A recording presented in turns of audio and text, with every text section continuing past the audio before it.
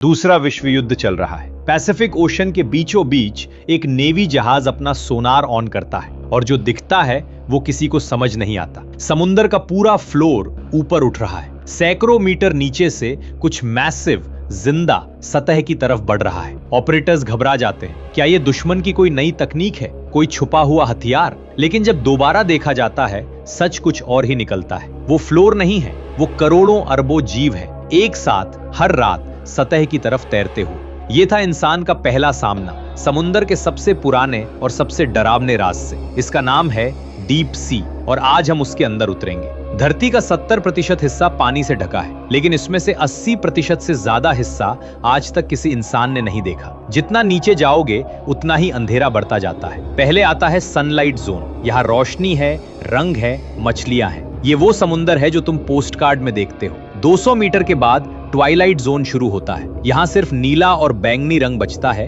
बाकी सब अंधकार में गुम हो जाता है। यहीं से अजीब जीव शुरू होते हैं। 1000 मीटर पार करते ही मिडनाइट जोन आता है। अब सूरज की एक भी किरण यहाँ तक नहीं पहुँचती। जो भी रोशनी है वो खुद जीवों के शरीर से निकलती है। 4000 मीटर के बाद एबिसल जोन, और अगर तुम यहाँ से भी नीचे चले गए तो पहुंचते हो हेडल जोन में, धरती के सबसे गहरे गड्ढों में, जहां चांद पर जाने वाले एस्ट्रोनॉट से भी कम लोग पहुंच पाए हैं। इसमें दबा प्रेशर इतना ज्यादा है कि इंसान का शरीर वहां सेकंड्स में चपट हो जाए, लेकिन यहाँ जिंदगी है। 2015 में अंगोला के तट से एक रोबोट कैमरा नीचे भेजा जाता है 4000 फीट की गहराई में, और जो रिकॉर्ड होता है वो साइंटिस्ट को भी दहला देता है। एक जीव जिसका ना कोई शेप है, ना कोई सीधा स्ट्रक्चर, सिर्फ एक जाल जैसा झुंड अपने आप में घूमता हुआ, अंधकार में तैरता हुआ। ये साइफोनोफोर है। एक नहीं बल्कि हजारों छोटे जीवों का एक कॉलोनी जो मिलकर एक ही शिकारी की तरह काम करते हैं। और फिर है एंगलर फिश। इसके सर पर एक चमकता हुआ बल्ब होता है जो अपने शिकार को अंधेरे में बुलाता है। लेकिन इसकी सबसे अजीब बात कुछ और है। नर एंगलर फिश जब मादा को ढूंढ लेता है